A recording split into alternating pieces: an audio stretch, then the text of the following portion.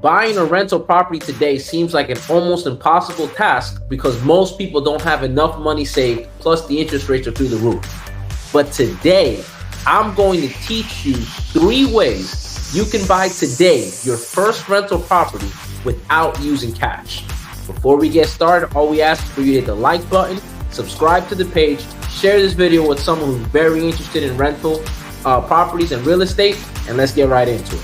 So, the first way you can buy a rental property without using your cash is using your home equity line of credit.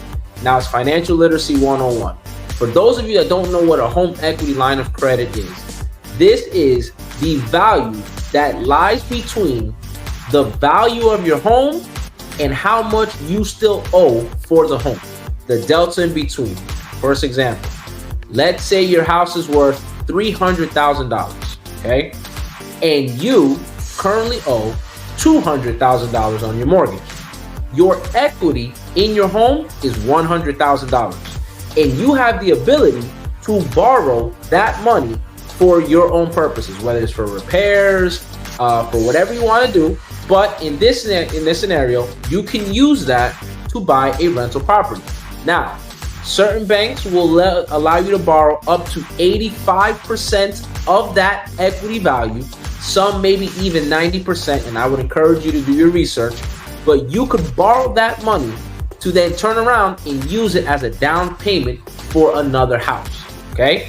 So home equity line of credit is the first tip.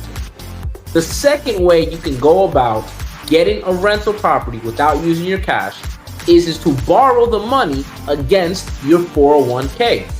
Most people watching this page are usually working full-time jobs, 9 to 5, are probably a parent with kids and all these things. And so you're working a full-time job, and along the way, hopefully, you've been putting money aside into your 401k.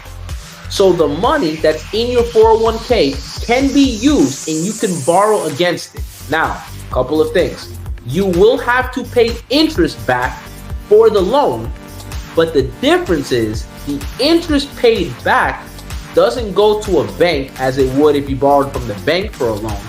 The interest goes back to your retirement.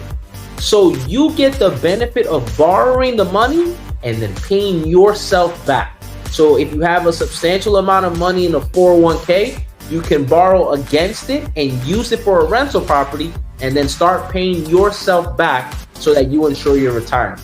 So that is also another strategic way you can use other funds to purchase a home. The last tip I will give you, and this is one that most people don't often consider, but this is another route to do it. This is for people that don't necessarily have the best credit or established credit to get approved for a bank. You can do hard money lending. There are lots of individuals out there that will let you borrow money to be able to make a purchase. Although the interest rate may be a little inflated, it at least gives you the ability to get approved to get funds to purchase a rental property. So if you destroyed your credit, let's say you filed for bankruptcy, let's say you went delinquent and the banks won't approve you for a traditional loan, going through hard money lending will allow you to get the funds to still stay in the game as you're still improving your credit along the way. So with all of those 3 tips, you can avoid using your cash and the savings you have there for a rainy day and still be able to invest and grow your money through real estate without using your cash.